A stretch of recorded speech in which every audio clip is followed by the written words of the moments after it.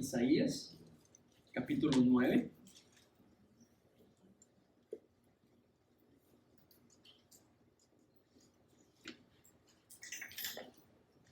Versículos 6 y 7. Porque un niño nos ha nacido, un hijo nos ha sido dado, y la soberanía reposará sobre sus hombros. Y se llamará su nombre Admirable Consejero, Dios poderoso, Padre eterno, Príncipe de paz. El aumento de su soberanía y de la paz no tendrán fin sobre el trono de David y sobre su reino, para afianzarlo y sostenerlo con el derecho y la justicia, desde entonces y para siempre. El celo del Señor de los ejércitos hará esto. Pongamos este ratito en manos del Señor y vayamos tomando este versículo 7, frase por frase. Ahí hay gramática cuidadosamente seleccionada para que tú y yo hoy, 2021, terminando este año y comenzando uno nuevo, podamos ser sorprendidos y animados para celebrar en grande esta preciosa verdad. Padre, en esta mañana venimos a ser instruidos por tu palabra. Señor, nos gozamos de poder adorarte con nuestra oración, con nuestros cantos. Señor, en este ratito queremos adorarte, precioso Señor, con el estudio de tu palabra, dejándonos ser instruidos para que tú hagas tu propósito por el cual escribiste o guiaste a otros para escribir este texto, para que por medio de tu Espíritu en nosotros, Señor, logres el efecto, los efectos que diseñaste, Padre, para este texto. Haz tu obra en nosotros para tu gloria en esta mañana. En el nombre de tu precioso Hijo Jesucristo te pido esto. Amén.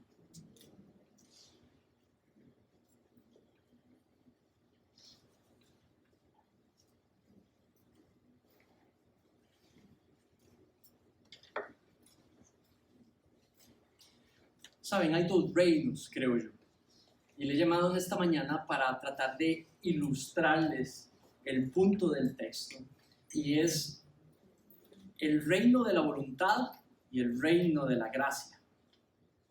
Nuestro tema, el tema del texto, nosotros, aquellos que estamos a este lado de la cruz, este texto se escribió posiblemente alrededor de 600 años antes de Cristo y 2021 más. Estamos hablando de más alrededor de los 2600 años después. Este texto, el tema hoy para alguien de este tiempo es que la gracia y el reino de la gracia triunfó sobre el pecado del hombre, sobre el pecado de la humanidad. Y eso es lo que celebramos hoy. El que vivimos, el que hemos sido colocados por medio de la fe, de manera inexplicable, de manera inmerecida, en el reino de la gracia. Y cuando digo el reino de la gracia, quiero contrastarlo con el reino de la voluntad. El reino de la voluntad es lo que normalmente es lo que desarrolla el ser humano desde que nace. ¿Saben? En ese reino hay un rey, se llama voluntad. Los súbditos de ese rey obedecen a ese rey cuando el rey les dice hagan su propia voluntad. Y es de ahí donde los humanos desde chicos nacemos haciendo lo que nosotros consideramos es mejor. Y es normalmente en el marco de ese rey que un hombre, una mujer, empiece y desarrolla sus convicciones de la vida y empieza a tomar decisiones conforme a esa voluntad. Escoge vocación conforme a esa voluntad. Escoge profesión conforme a esa voluntad. Escoge esposo o esposa conforme a esa voluntad. Escoge pasatiempos conforme a esa voluntad. Escoge su sabiduría. Escoge sabiduría y conocimiento de acuerdo a esa voluntad. Y lo mejor de todo, escoge un Dios que respete esa voluntad. Desarrolla de manera natural una visión de un Dios que existe para ayudarnos a lograr cada aspecto de esa voluntad personal. Y ese es el reino de la voluntad. Israel en este momento, cuando Isaías le habla a Israel, Israel está en lo peor, en lo mejor, dicho mejor, de su práctica de ese reino. Dios no es más su reino. Saben, después de la muerte de Salomón, su hijo trata increíblemente mal a el pueblo de Israel, al punto que enoja a la sección más grande y más poderosa y más rica, y se separan en dos reinos: el reino del norte, que se llamaba el reino de Israel, y el reino del sur, que se llamaba el reino de Judá.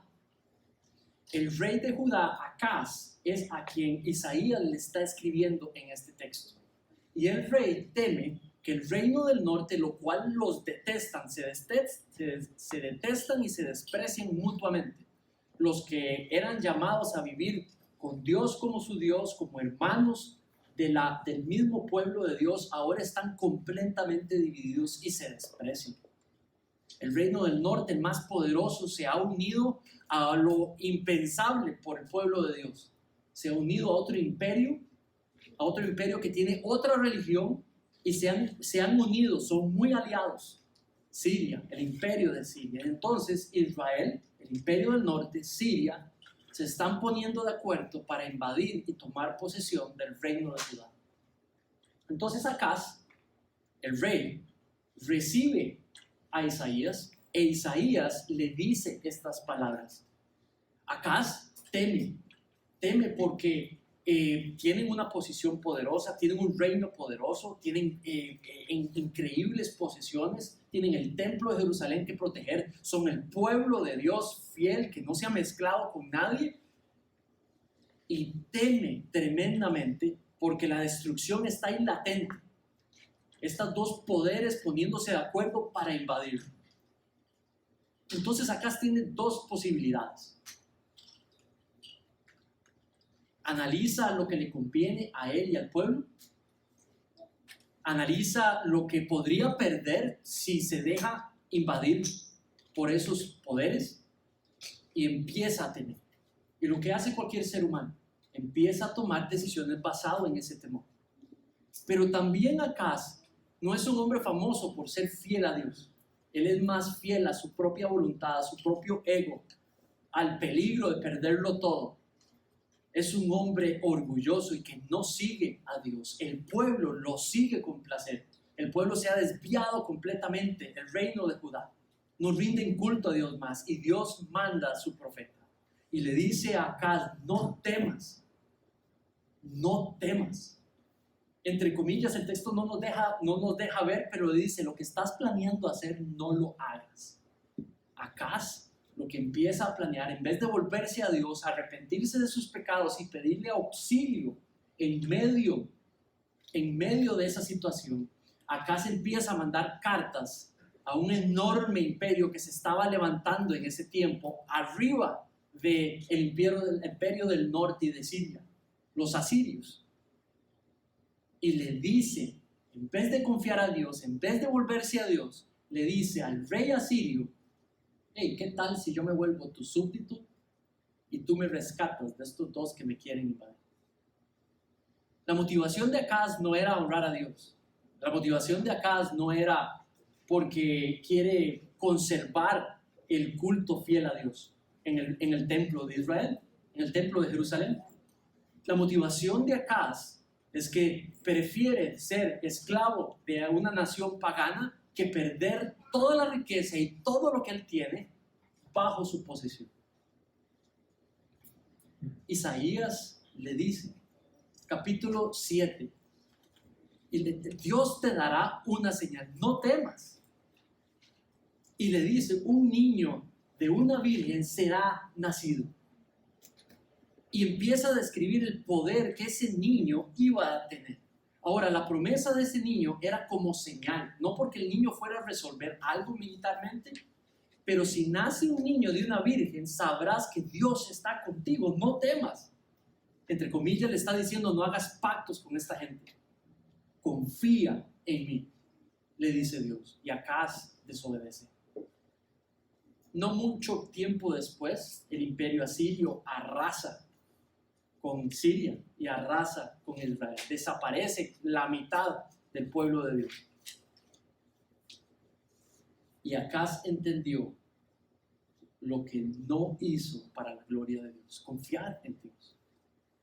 Acaz estaba más preocupado en lograr su voluntad, preservar su voluntad y no en dejarse volverse y confiar en Dios. Yo creo que hoy nosotros, un diciembre como hoy, nos encontramos en una vida algo similar. Saben, aquí sentados, yo incluyéndome, hemos sido hombres y mujeres, niños o niñas, que hemos sido invitados a vivir en este reino, el reino de la voluntad propia. Y el reino de la gracia se hizo posible con un rey que entregó su vida para poder extraer de este reino hombres y mujeres para que por medio de la fe puedan vivir en ese reino de gracia. ¿Tiene sentido?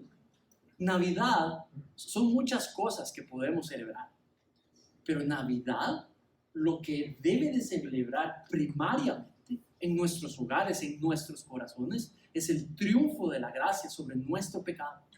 Es el triunfo de Dios sobre el pecado, que decidió no llamarnos a cuentas para que pagásemos por ella, pero se castigó en Él mismo el pecado para que pudiésemos tener acceso, relación con Él, presencia de Él. Saben, cuando vemos el texto, veo la descripción de un hijo. Claramente el versículo 7 describe, tanto el 6 como el 7, hablan de un hijo. Ese hijo posiblemente en tiempos de Acaz nació, y nació de una virgen. Y Acaz pudo comprobar que la señal era cierta, pero Acaz ya había decidido y tomó sus decisiones, no confió en Dios. Ahora, para nosotros que vivimos de este lado de la cruz, vemos este pasaje y lo que creo que aplica primariamente es de que el Hijo hizo posible, hace 2021 años, el Hijo que Dios envió, su Hijo, hizo posible que la gracia triunfara sobre el pecado del mundo. Ahora, ¿qué podemos ver sobre este rey, sobre este Hijo en este versículo?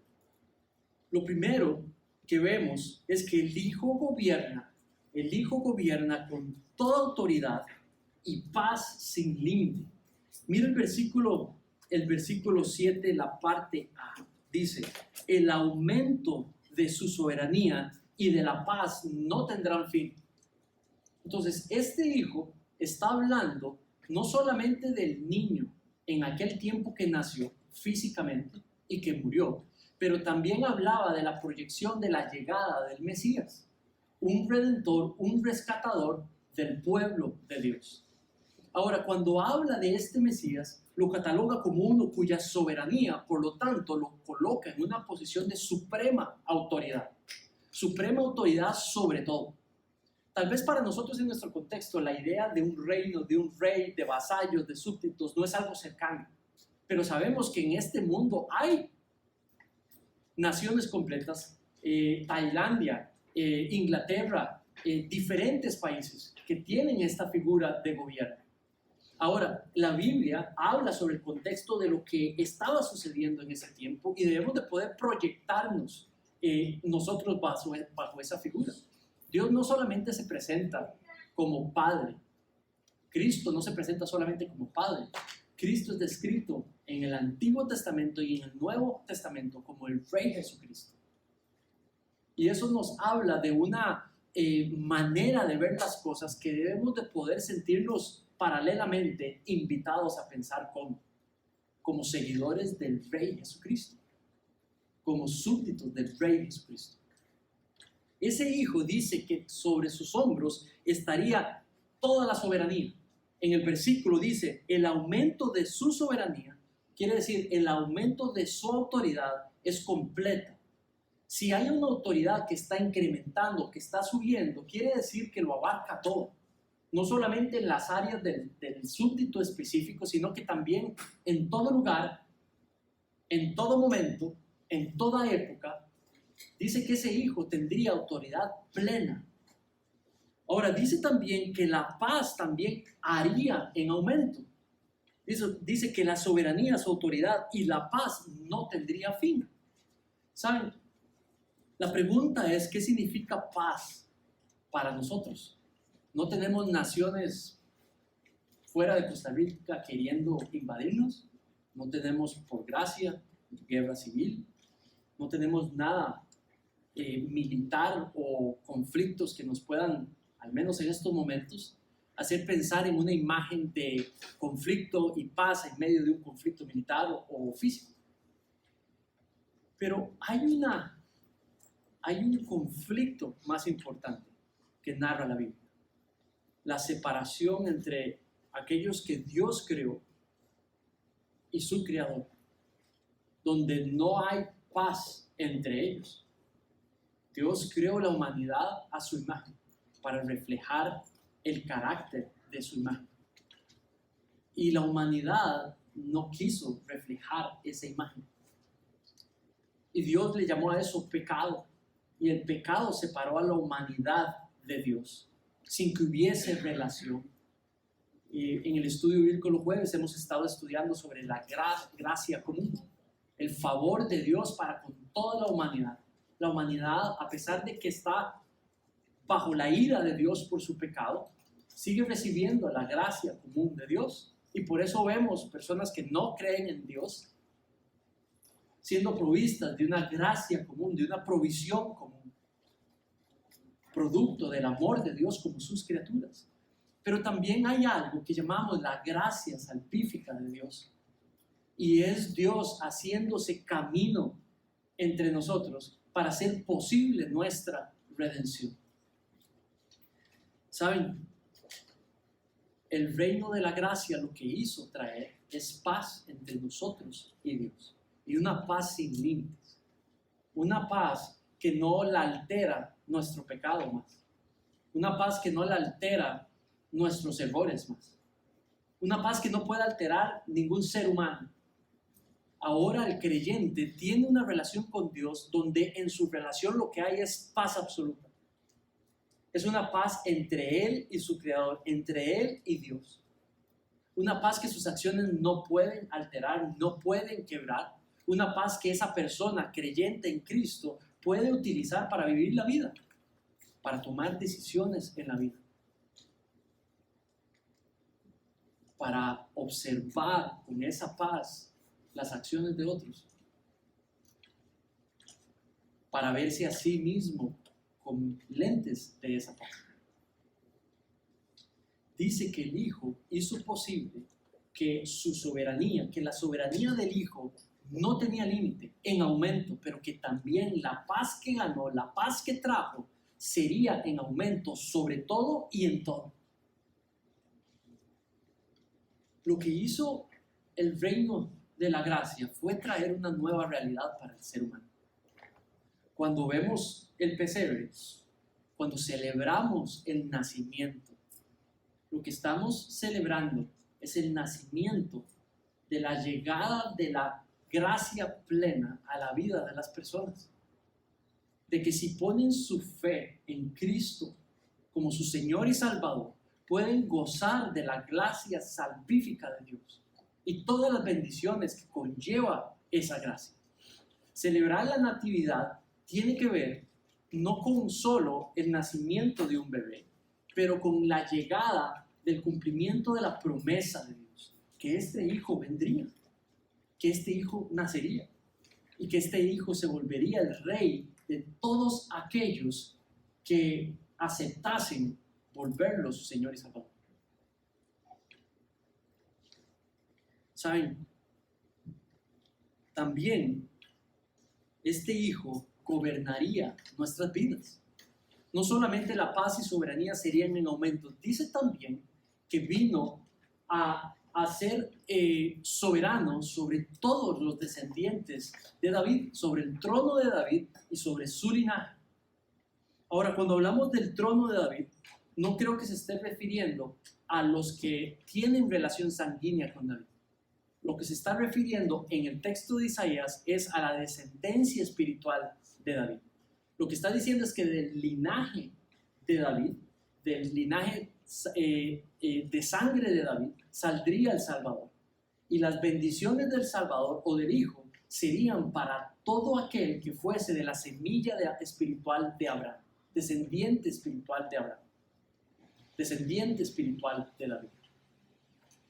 Ahora, cuando pienso en un rey, el Hijo como rey de nuestras vidas, estamos hablando de que Cristo fue enviado para poder trasladarnos del reino de la voluntad al reino de la gracia, para que vivamos con Cristo gobernando nuestras vidas. ¿Saben? Tenía 23 años cuando me mencionaron sobre el reino de la gracia. El Rey Jesús viniendo a morir por mis pecados. Y estaba en lo mejor de gozar. Lo que les he explicado es el reino de la voluntad. Y sin entenderlo, me acuerdo que me explicaban que era una cuestión de tomar una decisión, de ser súbdito a mi voluntad o ser súbdito al Rey Jesús. Esas palabras eran un poco grandes para mí en ese tiempo. No, era difícil pensar en rey, pensar en pecado, pensar en muerte, pensar en salvación. Pero poco a poco, leyendo la palabra de Dios, se volvieron los conceptos cada vez más claros. El simple hecho que Dios se entregó en mi lugar, que Dios murió en mi lugar para colocarme de las tinieblas, pasarme de allí y llevarme al mundo de la luz o al reino de la luz, donde su Hijo es el rey en ese reino, para que Él gobierne mi vida. Entonces lo que reconocí es que tenía dos posibilidades: seguir viviendo como mi voluntad, como mi rey, y viviendo bajo el gobierno de mi voluntad, o pasar a vivir bajo el gobierno de Cristo. Este 2021 podría significar para ustedes o para mí varias cosas. Número uno, tal vez hemos vivido rebeldemente a favor de nuestra voluntad y en contra del gobierno de Cristo en nuestras vidas. 2021 podría significar para algunos de nosotros aquí presentes el querer por primera vez pedirle a Cristo que sea el Rey y Salvador de nuestras vidas. Para algunos de nosotros podría significar en Navidad celebrar esta nueva realidad que vivimos en Cristo y celebrar en grande el que vivimos una vida gobernada por Él. ¿Cuál es tu realidad? ¿Cuál es tu enfoque en esta Navidad? ¿Qué es lo que celebras en esta Navidad? No hay mayor bendición que vivir bajo el gobierno de la gracia de Dios. Me preguntaban el otro día qué significa gracia. ¿Tú sabes qué significa gracia? Gracia es el inexplicable, inmerecido favor de Dios hacia nosotros. Es algo que no lo cambia, ni lo tuerce, ni lo quiebra la voluntad humana. Es algo que Dios se ha determinado a hacer por aquellos que Él ama. Es el favor específico de Dios hacia los que Él ha creado. Y cuando hablamos de gracia salvífica, es específicamente la acción de Dios de amarnos a pesar de que nosotros no lo amábamos de vuelta. A pesar de que con nuestro pecado lo hemos insultado, lo hemos quebrado la relación con Dios con nuestro pecado. Y aún así el favor de Dios se mantiene, la gracia de Dios se mantiene. El Hijo gobernaría con toda autoridad y su paz sería sin límite. El Hijo vino para gobernar nuestras vidas. Yo le doy gracias a Dios que el Señor gobierna mi vida y el Señor gobierna mi voluntad. Tú puedes celebrar eso que también has sido traída a esta realidad, de que sea el Rey Jesús el que gobierna tu voluntad y no eres tú mismo que gobiernas tu vida. Eso fue lo que nació. Lo que nació fue la oportunidad para que nosotros pudiésemos vivir en un reino para el cual fuimos diseñados vivir. El reino de su preciosa, inexplicable e inmerecida gracia. Ahora también el texto nos habla de que por gracia, o podemos aprender del texto, de que por gracia la comunidad del Hijo puede vivir en esta justicia y rectitud de Dios. Ahora, cuando hablo de justicia y rectitud, mira lo que dice el pasaje, dice, para afianzarlo y sostenerlo con derecho y con justicia. Cuando habla de derecho, se está hablando de rectitud. Y cuando habla de justicia, está hablando de lo que es el conocimiento del bien y el mal de Dios. De aquello en lo que es juzgar entre lo que está bien y lo que está mal. Justicia de Dios. Y cuando hablamos de derecho, está hablando de lo que es recto a los ojos de Dios. Dos características del Hijo. Ahora, si el Hijo se vuelve rey sobre la comunidad que sigue al Hijo, quiere decir que la comunidad practica estas dos características, rectitud y justicia.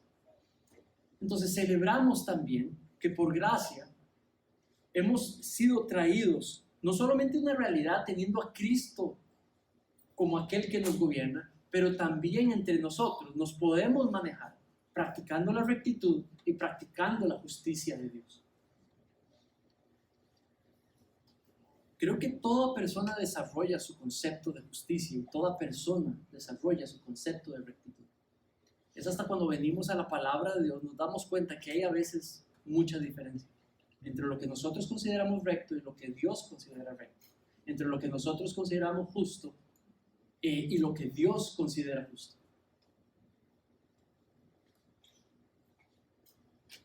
¿Saben? La iglesia está diseñada para que sus miembros convivan en la práctica de la rectitud y en la práctica de la vivencia de la justicia de Dios.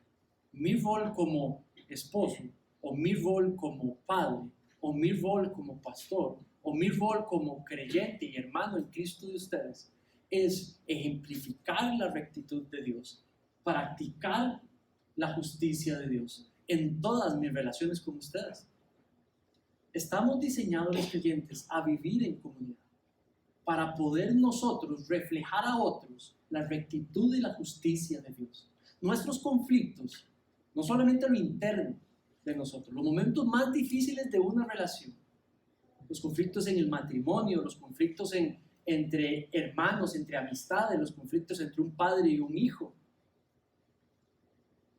los conflictos entre vecinos cristianos, están diseñados como el mejor espacio para mostrar la rectitud y la justicia de Dios. En lo que decimos, en lo que pensamos, en lo que decidimos, en cómo actuamos. Saben, lastimosamente, y no lo digo por esta iglesia, pero por conocimiento en general, el cristiano no es el más famoso en conflictos para manejar y mostrar la justicia y la rectitud de Dios. ¿Usted sabía eso?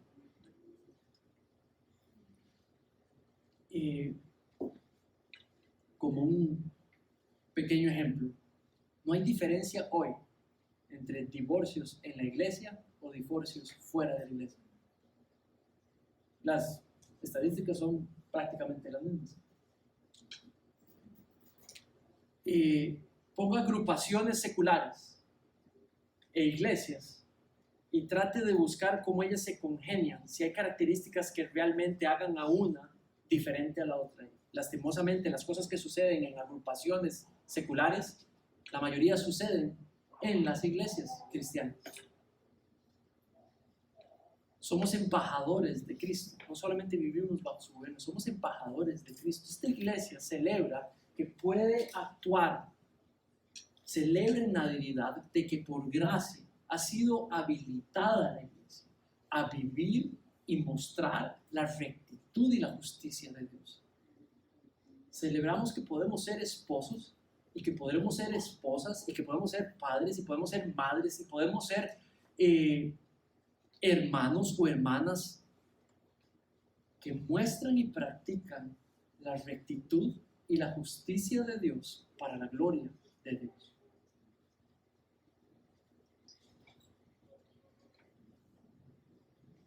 Ahora también, de su gracia, el gobierno del Hijo es para siempre. ¿Saben? Podríamos pensar que esta vida, esta realidad nueva, siendo vivida bajo el gobierno de Cristo, es algo que es temporal, o es algo que puede ser cambiado o afectado específicamente por algo que alguien puede hacer o algo que nosotros podemos hacer. Y el Padre nos explica en este versículo de que es para siempre. Dice que el gobierno será para siempre. Su supremacía será para siempre. Eso quiere decir de que tú y yo podemos encontrar seguridad en que lo que tenemos, esta nueva realidad que gozamos en Cristo por medio de la fe, es algo perenne, es algo perpetuo, es algo que no podemos cambiar, es algo que no va a cambiar. Y podemos encontrar seguridad y paz en esa perpetuidad. Muchas veces, por ser criaturas finitas, vemos las cosas desde un punto de vista finito. Las cosas tienen su final, las cosas buenas tienen su límite, las cosas buenas las podemos afectar, las cosas buenas alguien las puede afectar. Dice que la supremacía del Hijo, la soberanía del Hijo, no lo puede afectar. La paz no la puede afectar nada ni nadie. Y es en esa seguridad que puede vivir el creyente hoy. Celebramos la venida de esa realidad en Navidad. Celebramos la constancia y la solidez de esa paz en la cual podemos vivir para la gloria de Dios. Pero también, por último, mira cómo cierra el versículo. Dice, el celo del Señor hará esto. Cuando habla de celo, esa palabra la asociamos inmediatamente con acciones que podemos hacer los seres humanos. ¿Cuál es la diferencia entre el celo de Dios y el celo de un ser humano? Hay muchísima diferencia y me gustaría limpiar un poco esa palabra antes de interpretártela, lo que ella significa. ¿Saben? Normalmente el celo humano es centrado en sí mismo. Normalmente el celo humano es algo que es centrado en sí mismo, pero también se vuelve no razonable muchas veces. Es algo que inclusive pierde sentido de lógica, de medición, de equilibrio, porque así es el ser humano. Y podemos ver la práctica del celo del hombre o del celo de una mujer. Ahora, lo que sí tienen en común estos dos celos, el de Dios y el del ser humano, es que son movidos por una enorme preocupación por alguien más. Y eso es lo que tienen en común. La diferencia es que en el caso de Dios, lo mueve su preocupación por aquellos que Él crió. Pero es una preocupación por el bienestar de aquellos que Él crió. Lo que mueve a Dios es una enorme, intensa, apasionada preocupación por aquellos que Él ama. Y es esa preocupación intensa. De hecho, se describe, hay algunas palabras en hebreo que salen de la misma raíz de la palabra que sale celo, y se utiliza para describir un rostro rojo, fruncido, rojo, intenso. Y se describe con una palabra, ardor, pero no desde el punto de vista negativo, desde el punto de vista de intensidad, de enfoque, de iniciativa, de empuje, de preocupación. Y es esa palabra de la que sale lo que nosotros leemos en el versículo, celo. Es la apasionada, ardiente, enfocada, perseverante preocupación de Dios por el bienestar de los que Él ama. Y dice que el envío del Hijo es movido por ese celo de Dios. Ahora, mi pregunta es, Si fue el celo lo que lo movió del Señor de los ejércitos a enviar al Hijo, ¿no será el mismo celo que mantiene cuidada y protegida a aquellos que Él salvó por medio del envío del Hijo? Y es el mismo celo. La iglesia vive segura, el creyente y la creyente vive segura, protegida por el celo de Dios, por la enorme preocupación, apasionada preocupación de Dios, para que los que Él ganó en la cruz vivan de una manera segura y de una manera para su gloria. Navidad es tiempo de celebrar esa seguridad. Navidad es tiempo de celebrar que vivimos ahora ya no bajo el gobierno de nuestra voluntad, que nuestras vidas son presentadas y son vividas bajo el gobierno de Cristo, nuestro Rey y Salvador.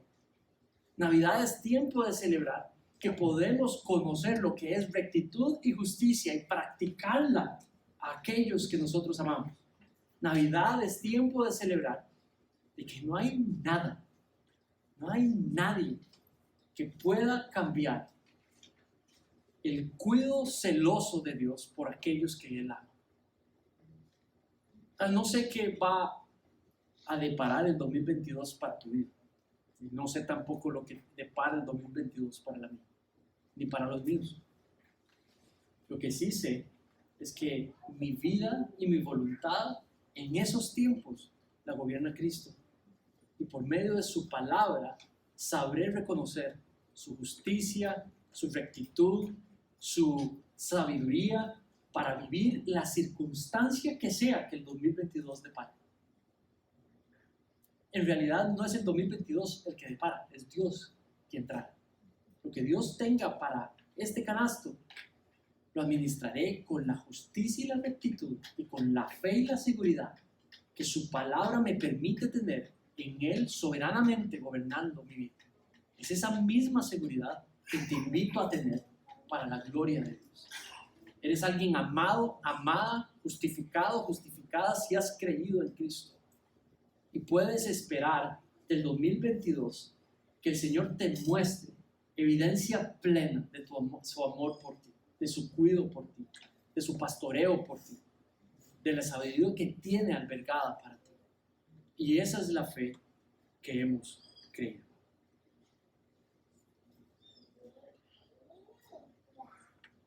Nuestros pecados en Cristo Jesús no nos separan más de Dios.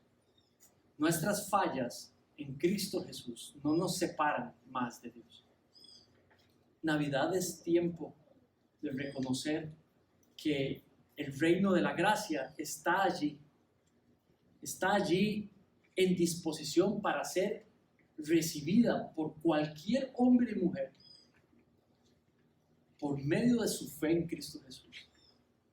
El reino de la gracia es tiempo para poder vivir bajo su gobierno, celebrar y gozar las bendiciones de este precioso rey, que se ha presentado como padre, como gobernador, como salvador, como amigo, como hermano, y vivir para su gloria en medio de esa realidad. Saben, yo te invito a celebrar y hacer de tus celebraciones esta realidad el centro de tu celebración, de que puedas en los próximos días sacar un tiempo para poder meditar, para poder celebrar, para poder agradecer, para poder testificar sobre esta preciosa realidad que vivimos hoy. Amén. Oremos. Padre, tú conoces nuestros corazones. Señor, es el celo de tu nombre y de tu gloria que nos permite tener lo que tenemos y ser quienes somos. Señor, que hoy podamos confiar que aquel que nos gobierna lo has descrito en este texto como admirable consejero. Padre, que en estos tiempos podamos reconocer a nuestro Señor Jesucristo y por medio de Él y tu Espíritu presente en nosotros, que podamos ser receptores, Señor, de la mayor sabiduría que hay disponible en la tierra, en tu palabra. Señor, lo has descrito como Padre eterno. Ayúdanos en esta temporada, Señor, a celebrar la bendición de que es tener al buen pastor como nuestro Padre, como aquel que nos cuida, como aquel que nos bendice, como aquel que nos da seguimiento, como aquel que intercede en todo momento ante ti por nosotros. Aquel que no solamente dio su vida por nosotros, pero hoy intercede por ella en todo momento y en toda situación. Padre, gracias porque aquel que nos gobierna hoy ha sido descrito en este texto como príncipe de paz, que nos ha regalado por medio de su sacrificio paz entre tú y nosotros, para que pudiésemos tener esta relación de hijos, hijas, contigo como nuestro Padre. Señor, que esta Navidad sea tiempo de celebrar que tenemos un Dios cercano, que es nuestro Padre, que nos cuida y nos protege, que nos sigue, que nos provee, que nos alimenta, que no hay nada que sucede, Señor, que se salga de tu cuidado y protección. Señor, también damos gracias y celebramos en esta Navidad la realidad de que este Hijo que hoy nos gobierna ha sido presentado como Dios mismo.